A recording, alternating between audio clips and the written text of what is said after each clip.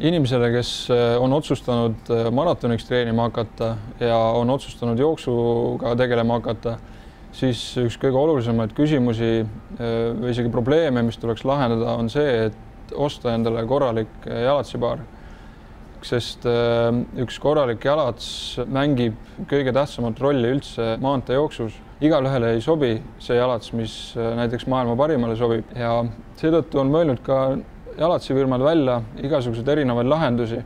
Näiteks selline krossi jalats. Kui selle jalga panna, siis see tunne võib olla igast ossus väga erinev. Siin on külje peal selline tugevam tugi, mis siis toetab inimese jalavõlvi.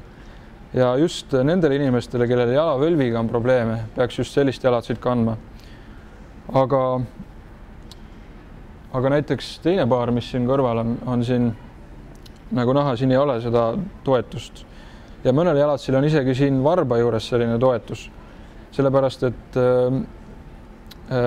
vahest on see varba toetus selleks vajalik, et jalavõlvi koormus suunata õigesse punkti. Kuna kui koormus on jalavõlvis vale koha peal jooksu ajal, siis võib tekkida ülekoormus pöiale ja sellele piirkonnale, mis parasjagu valesti maapinnaga on kokku puutunud.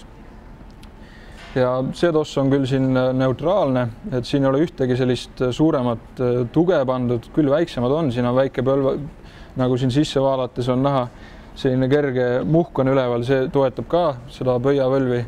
Ja kui külje pealt vaadata, siis on üsna paksu tallaga toss. Et see on mõeldud just sellepärast, et võimalikult vähe saaks põrutada jalg, kui sa sellega jooksed. Ja maratonis on see eriti oluline, sest kuna distants on pikk, siis on ka kokkupuude maapinnaga su jalal väga pikk ja kestev. Teine paar, mida me siin näeme, on siis selline uuem tehnoloogia. Selle jalatsi üks suuremaid eeliseid nimetatakse seda, et ta haakub päris hästi, kui sa sellega jooksed, ei libise nii kergesti, natuke teistsugune tallamaterjal ja natuke teistsugune pehmendussüsteem. Aga selleks, et aru saada, kas see sobib sulle, see tuleks ise ära proovida.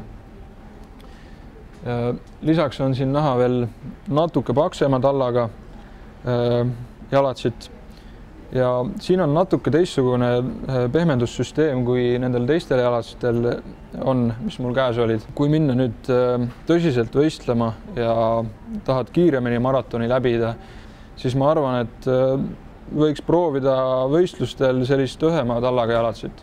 Üldiselt tippsportlased kasutavad maratoni jooksuks hästi õhukese tallaga maratoni jalatseid.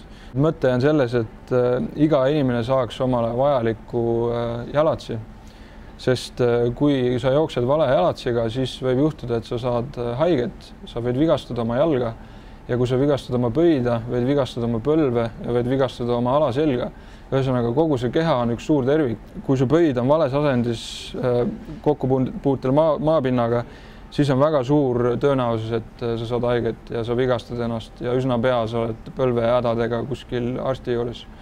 Jalatsi valikul on suureks abimeheks Footscan. Selle masina üks mõte on see, et me selgitaksime ära, missugune on meie jala vajadus, kui me jooksujalatsit valime. Näiteks, kui me läheme selle pallialusele aparaadi peale jooksma, siis ta näitab meile ära, kas me vajame niisugust tuge, nagu siin sellel jalatsil on. Või siis, kas me vajame niisugust tuge, nagu mõne jalatsil siia varba poole tuleb. Ja kui sul on teada, missugune on sinu jalatsi vajadus, kus sulle vastavad tugesid on vaja, siis tuled selle teadmisega poodi ja ostad oma jalatsi.